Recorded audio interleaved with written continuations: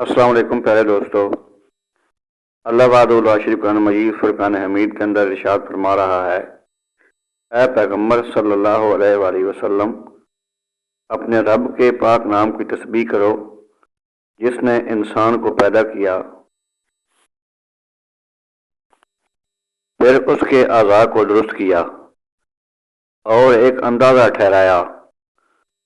سماعت فرمائیے قرآن مجید فرقان حمید کی بہت ہی پیاری آیات مبارکہ۔ ایمان تازہ کیجیے اور میرے چینل کو لائک اور سبسکرائب ضرور کیجیے۔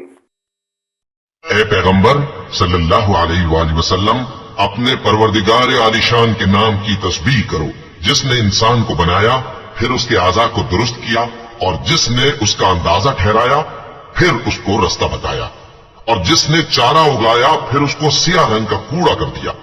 اے نبی صلی اللہ علیہ وآلہ وسلم، ہم تمہیں پڑھا دیں گے، پھر تم فراموش نہ کرو گے، مگر جو اللہ چاہے۔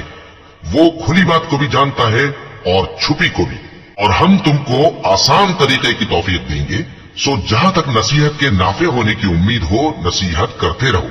جو خوف رکھتا ہے وہ تو نصیحت حاصل کرے گا، اور بے خوف بدبخت اس سے کترائے گا۔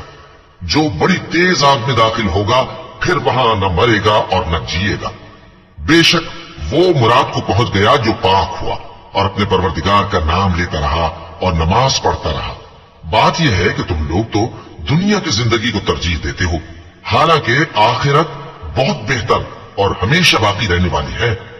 یہی بات پہلے صحیفوں میں بھی درج ہے، یعنی ابراہیم اور موسیٰ کے صحیفوں میں۔